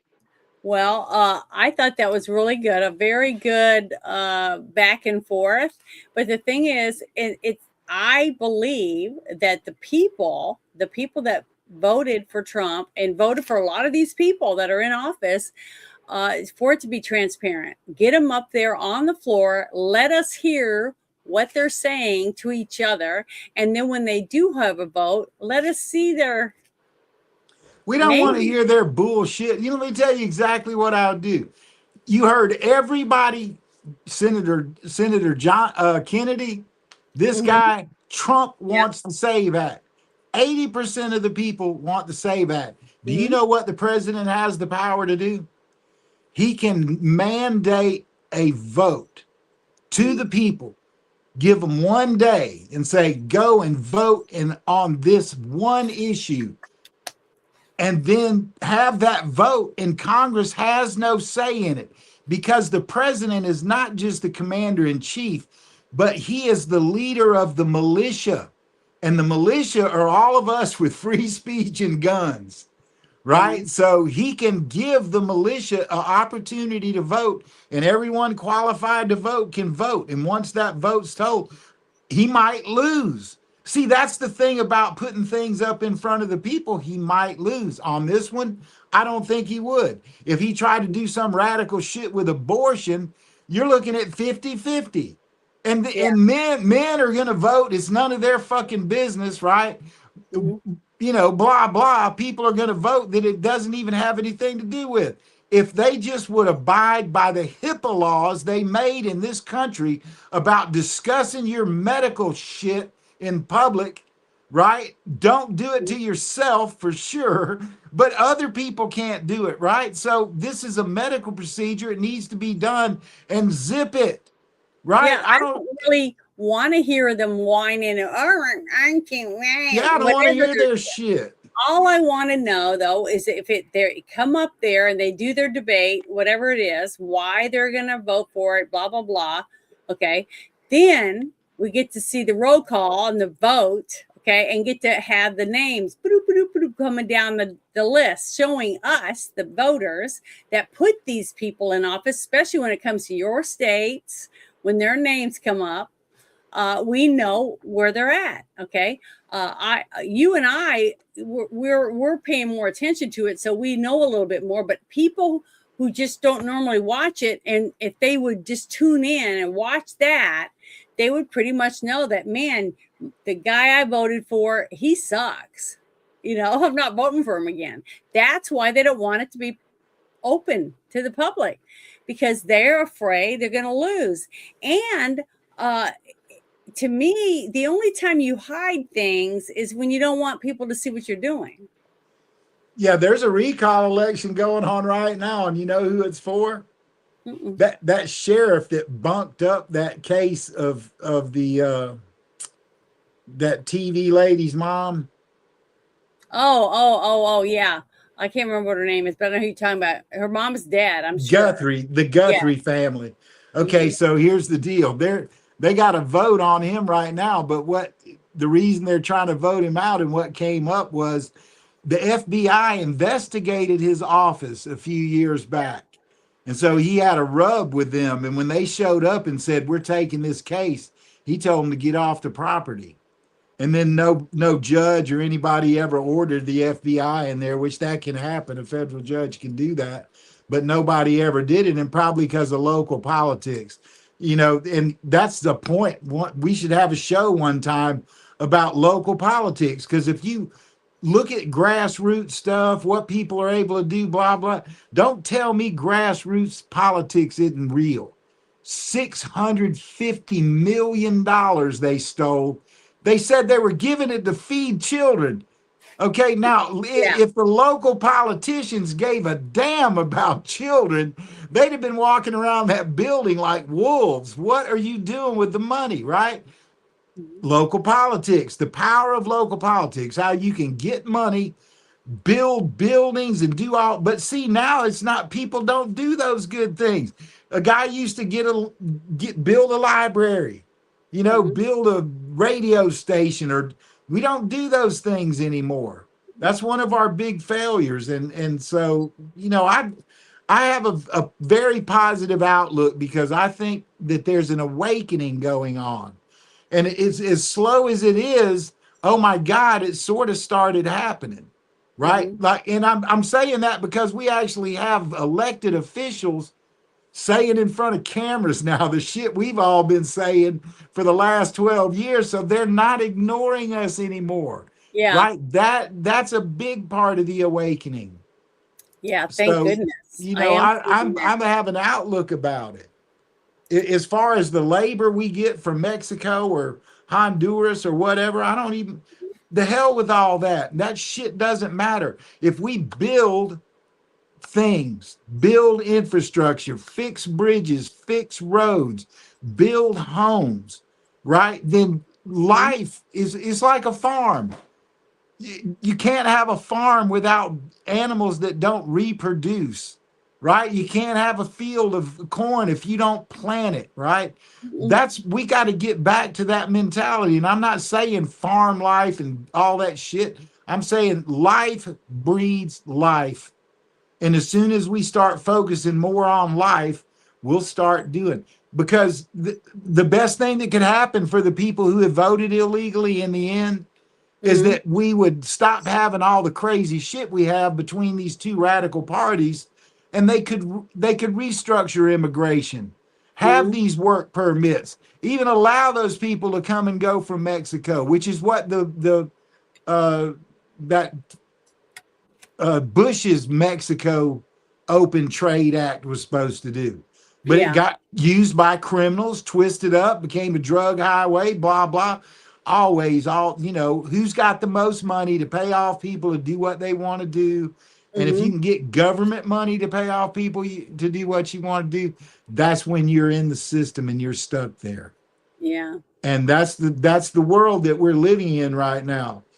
I believe all people are cool, and that's the reflection that we're seeing on TikTok with all these visitors. Okay, that's what we're seeing. The American people are good. What's not good is this narrative in the media and the bullshit games in our government. If they just use common sense, all of this would go away. If people want to live in a communist country, there are countless ones they can go to. We'll even buy them a plane ticket, right? You want to go there, you could go to a sex island down in fucking Honduras or some shit. If that's what you want to do, in America, we're free. That's what they love about being here. It's free. If that would spread around the world a little bit, it's like, because most people just want to get to heaven. In the end, we all want to go to heaven. We want people to love and respect us. And that's a fine balance. You got to fuss at people sometimes, and you got to help pick them up off the ground sometimes too. And that's the struggle of humanity. But life tends to life. And when we start focusing on those matters, the deficit is going to disappear. More taxes will come in. There'll be less fighting. People will have money to pay their doctor. Everything, right? And that's what, when me and Elon were talking all the time and doing spaces, and we were talking about Department of Accountability, DOA, because we were saying we were going to make everybody DOA. And he did that Doji thing, and he goes, "Oh my God, Department of Government Efficiency." I'm like, yeah, that's what the entire Doji. I told them where to go find all that stuff with Social Security and USAID. I had given it to military intelligence, and I don't know if they thought I was crazy or what, but it's like nothing happened. But when I told Elon and he flipped over and decided he was going to help Trump get elected, we were on a mission, so help me God. And we unraveled all that shit. And it's in the bill, trillions probably, the money that they took. They're still not getting to the bottom of it, but everybody saw how Elon reacted when he saw what they were doing. People were attacking his business. Oh yeah, he got attacked like no fucking other, and that's a sacrifice he made. I don't think people realize, right? That was a choice. It was in discussions. It was more than just me and Elon in those discussions, and we talked about it, and it's like we're gonna show everybody everything, and that's what sort of we're doing. And now, like these videos tonight, the politicians are on board. They're willing to look and say, "This is really happening to us. We have to fight to stop it." At least the ones in the House are fighting for us. It seems like we're split. But the sad truth is we don't know why there's a split. Why? Because the money. Because of the lobby money. I'm telling you, they're supposed to be doing what they told us they were going to do. The ones who put them in that position, voting for them in our states, they're supposed to be doing that for us. The people in our state voted for you, so go there and do your job. So we need everybody in your states that have people in there to be contacting your senators and saying, "Get off your ass and do the job that we paid you for, or we're getting rid of you." That's true. That's grassroots politics. That's what we need. We need everybody to stand up and do that. But I wanted to play this because I thought this was interesting. Because until I read this, I really wasn't thinking about it. But it says they're adjourning because we found out they're not going to be in there to vote for anything until after July 13th. It says so on. That's what they said. This the July 4th break. It's every session. It's always. Yeah. I understand that, but they didn't get their job done before they decided to leave. It says the U.S. House of Representatives passed the State or Save America Act 1383 by 218 to 213. So 213 people in the House of Representatives voted against people having to be an American citizen. See, that's still bad.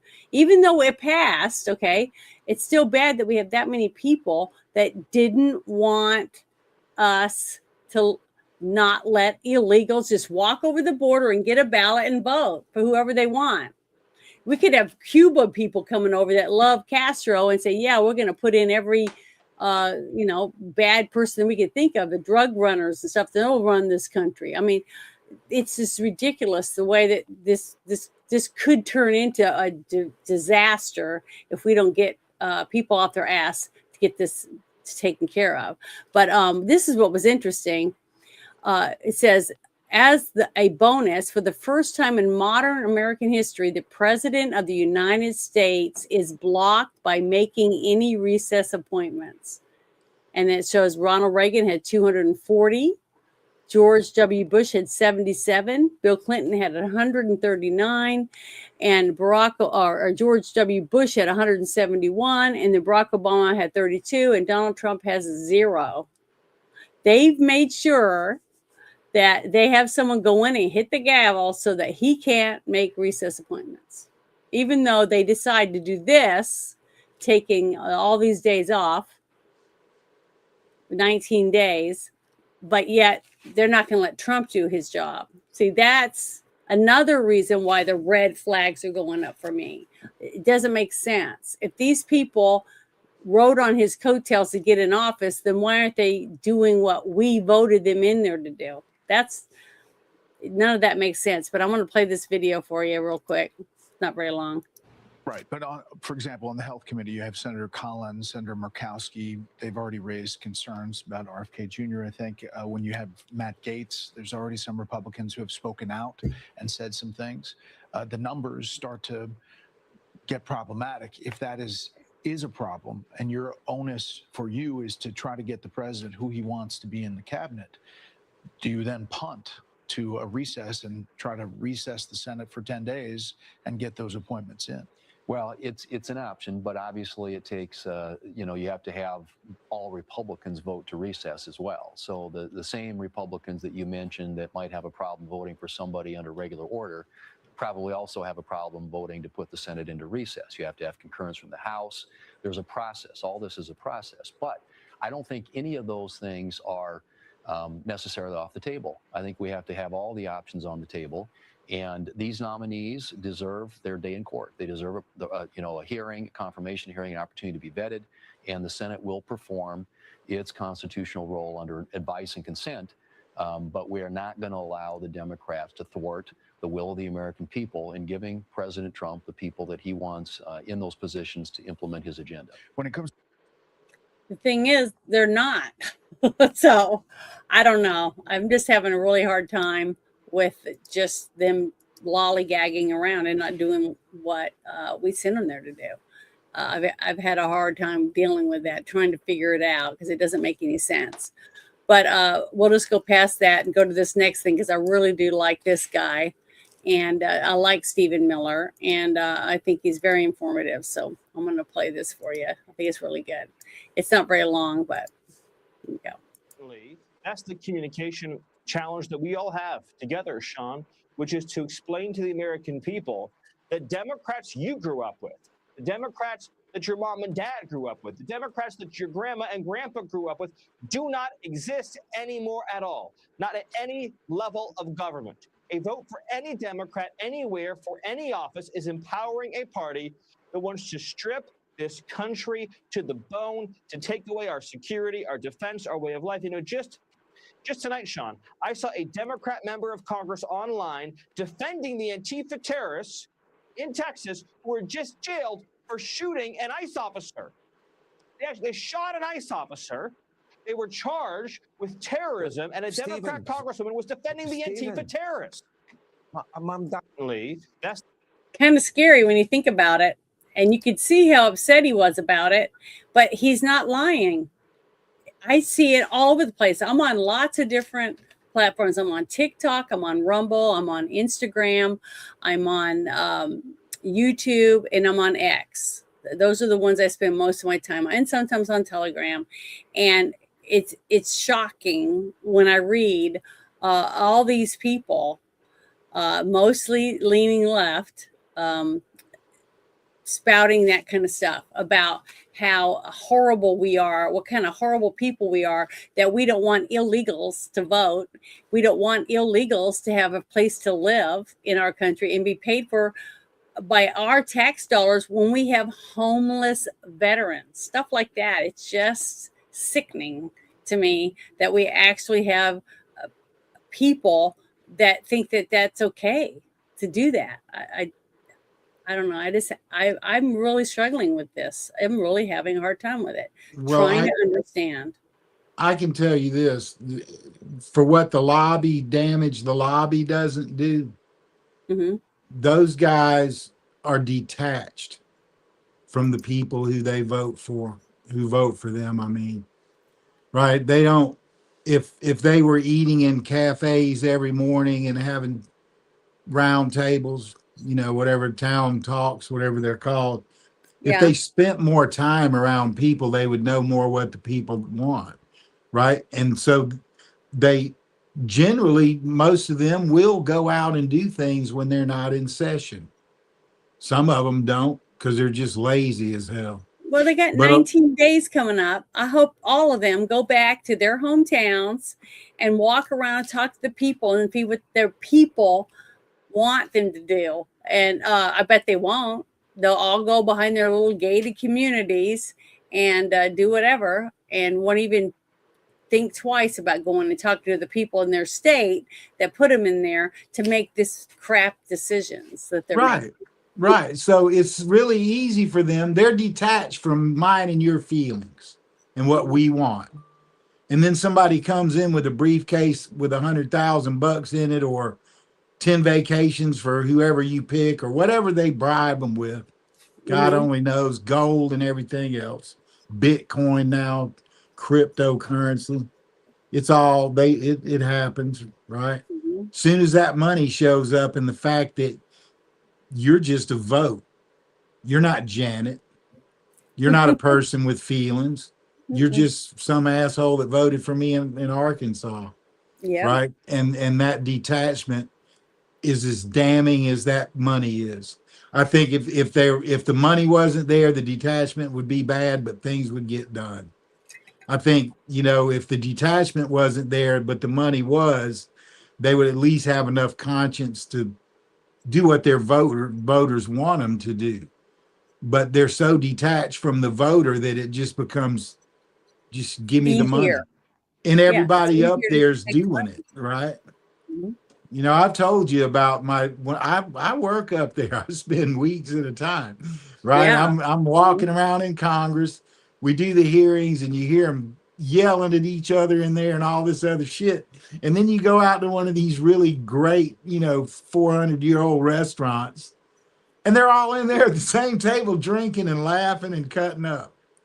I mean, that's the reality of Washington D.C., right? It's all for the television cameras, it's all for the money, and it's not for the voter, Mhm. And that's the right? And that's then the if the truth. socialists The and the sadness communists about get it. in charge, it's going to get really ugly. Make no Mhm. mistake. I mean, they're right to be worried about it. Let me tell you what really bothers me. I was worried about this in the mid 90s. Okay. I was worried about it a lot worse in 2003. By the time 2014 came around, I was willing to risk my life to make people see the truth and talk about it. And I've been through hell, arrested, and God knows the things I can't even talk about that the government has done to me for doing nothing but telling the truth. Right. Mhm. And even today, nobody will hear this conversation we're having. And these are things that really matter that people need to understand. I'm not smart. I am not the smartest person in the room, and I always want to learn from anybody, right? But I've been in these places, and when I talk about this stuff, it's because I was standing there when it happened, right? And I've been around the system and seen how it works, what's good about it and what's not good about it. but there's a detachment right now. And this issue with the SAVE Act, it's just common sense. That's why 80% of the people want it on both sides of the aisle, because it's common sense. But it's sad, but the 20% are the people that watch CNN, MSNBC, blah, blah. They're being brainwashed. They're being brainwashed by the lobby who controls the media so that they can get their agenda. And 20% of the people, I hope they don't take this country over, but I mean, they've made good leeway. They damn have made good. They got New York City and London have both fallen. Yeah, it's That's a really, scary thought. In the Western world, our two biggest major cities and economic centers have fallen to these people. And I'm not saying they're falling or gonna fall, they're done. yeah. And the thing is that they've been planning this for a long time. That's what they did. That's all they do. They just said they'll wait 100 years to fill out their plans. But this is the last thing that I had that I wanted to pull up. And I thought it was really important because this might really make a difference. This one simple thing that Trump can do and his administration is going to do has already said that it's being done about the whole thing about the post office. So I'm going to play this video for you. Yeah. Yeah, it's pretty good. For mail-in ballots in states that refuse to provide lists of voters eligible to receive them. What's going on? Yes, Jackie Heinrich. She's live at the White House. Hi, Jackie. Hey, Dana. The Postmaster General's refusal to deliver mail-in ballots to any state that won't say who's eligible to get them follows an executive order the president signed back in March, creating this proposed rule. And that order is facing multiple court challenges. Just yesterday, a federal judge in Boston blocked the administration from implementing most of this order, which also deals with other provisions like proof of citizenship and deadlines. The judge arguing in her sweeping decision that the Constitution doesn't grant the president any specific power over elections. Several Democratic-leaning states brought the lawsuit, claiming it coerces the states into conforming to requirements to hand over their absentee voter rolls or face the consequences of not being able to vote by mail. Democrat Senator Gary Peters called it unacceptable. This rule marks certainly an alarming departure from the Postal Service's long-standing tradition of neutrally delivering all types of mail. You get a piece of mail with an address on it, you make sure it gets delivered to that address in a timely fashion. You don't ask any other questions. What this basically rule will do is going to turn the Postal Service, however, into a ballot verification agency. President Trump argues the order, along with the SAVE Act, will curb voter fraud ahead of the midterms. At a Senate hearing, Postmaster General defended the proposed rule. So all the state gives us is a list of here are the voters. The thing is, what that gentleman did say was in a timely manner. So if that's true, then the post office has been shit at being a timely manner, because how many weeks did some of these states count? Quite a few times. And look at this last thing, and just in California, in that one area, fucking nightmare. It's ridiculous when it's supposed to be voting day, one day. And they do it in other countries where they vote millions and millions and millions and millions and millions and millions and millions and millions of ballots in one day, in one place, one area. But this is why I tell people, if you sign up and work the polls, help your best friend, babysit for them, do all this stuff so people can sign up in your town to work the polls, because the reason these people have gotten away with this is because people became lazy. And I'd hear young people saying, God, it looks like a nursing home every time you go vote. It's nothing but old people that work there, being all like assholes talking about it. But I said, how many times have you signed up to work? Well, I have a job. Like that. And I'm like, well, they can't fire you if you help run elections. Did you know that? But it takes effort, to to work the polls. It's not a simple thing. It's something you have to understand what's going on to make sure it's all legal and precise. And they don't want to do it. These young people want to bitch and moan about it, but they don't want to step up and work. So that because you don't get paid very much or whatever, and it's a whole day or crack of dawn until you're done counting. But if we had people that actually would do this, guess what? We would need machines because we'd have these hands like we used to do it. But people are lazy. When you can go, I want a sandwich, I want a cigarette, I want a beer. They just get everything whenever they want it. Get an Uber, whatever it is. You can't compete with that when everything is right now and right on your plate. Okay, well, my positive thoughts for tonight were grassroots is how we're going to change everything. Yeah. And the reality of we're allowing 20% of the people who control the media and the money in Washington to basically force us to do things we don't want to do. Mm-hmm. And the only way to fight that is with grassroots efforts and elections and people with good hearts and solid. No one expects anybody to be perfect, right? The minute you run for office, every time you ever had sex will be on YouTube, and right, every time you ever forgot to pay for something or didn't tip a waitress, or I don't care what you did, you're going to hear about it if you get in public office. Mm-hmm. That's the nature of the beast now. And I think that probably scares most people off.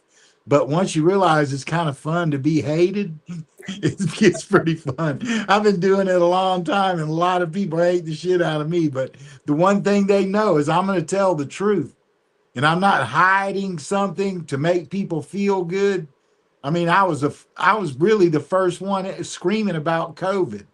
I mean, it had to do with my job, but they were telling me classified. I'm like, I was going around in public going, bullshit, right? You're not going to classify that. I got it off the media in China, right? Whatever. Yeah. I didn't get that from work. I got it from the news, right? If you see it in the news, you can replay it. That's the one thing I love about our universal connectivity of the internet is that we can bring the news to you right now. Mm-hmm. There's really no more classification of many things. Even Trump, and it disappoints me a little bit. He's fighting his wars on TV cameras. I guarantee if I was the president, I wouldn't be doing none of that. Nobody would know anything. I'd just shrug. Wars happen. Well, it worked for Biden. I mean, if there's a war, go win the motherfucker and don't tell basement. everybody how you're doing it. Just do it. He just sat and looked at the camera and acted like, whatever. Yeah, wars and are rough, it worked man. for him, right? But thanks a lot for joining me today. I really appreciate you.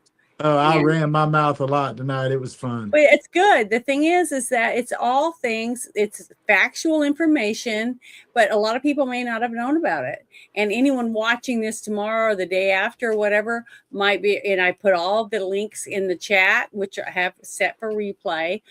Maybe we'll learn something. Even if only one thing that we talked about tonight was something they didn't know about before, we make a difference. If we can just, every person that sees it and thinks, you know what, I am going to go sign up, work the polls in my town, or I'm going to go do this in my town. I'm a volunteer. I'm going to, do something to take our towns and cities back. And that's how we can win once we take back our cities, because once we all start taking back our small towns and cities, we're going to take our states back. And that's what the difference is. That's when we're going to start seeing more and more things getting done, is when we have control of where we live, what's going on around us. And that's what I'm waiting for. I'm rooting for that. I'm seeing little bits here, little bits there that I think are making a difference. But I'm also seeing little dips here and little dips there too in red states. And that really bothers me. But it's for another night, whatever. But thank you so much, Christopher, for hanging out with me tonight and watching the movie beforehand. Man, it was good. I suggest everybody go watch that. It's pretty good. Just It's pretty graphic. Yeah, it's very graphic. It's not for kids. It's got a message that make you sit and think afterward. I mean, it is dramatic, it's over the top in some areas, but I think it's just to push the message, what's going on around us, or when are we going to take back our lives? That's basically the story I felt that I got from it. But yeah, it was really, really, really fun to watch, and to see that the people involved in it, all the actors that played different races, different things like that, chose to be in this movie and portray the character that they played. To me, that was very telling. That just because we all think the same way about us fighting for what's ours, which is our lives, right? What goes on in our homes, being able to walk to the store with your child and buy stuff to take home and walk home safely in your town, all that has nothing to do, just like what Johnson said, whether you're a man or a woman, whether you're black or white, Indian, it doesn't matter what country you're from. It shouldn't. We should all want the same thing, to grow up and raise our families in a free country where we can be free and not be afraid to walk the streets or worry about our car getting robbed or you being attacked, in your own home, things like that. We should have the right to feel safe. And the only way we're going to get that is by fighting for it. Bringing it back to our towns. When I post the American Creed and you read it, you're going to go, nobody that's a Democrat believes any of that. It's really very good. Yeah. And I wish that I could make Hakeem Jeffries read it out loud in front of a TV camera. That would be I wish I could somehow make him read it. Do it. I really wish I could make him somehow read that on a camera, being broadcast to the whole world, because I don't think he could do it. It goes against everything he believes. Yep. Sad. But thank you, everyone, for hanging out with us for, over 2 hours. Thanks, everybody. So you guys have a wonderful, wonderful beginning of the weekend starting tomorrow morning. So try to get some sleep, and God bless America.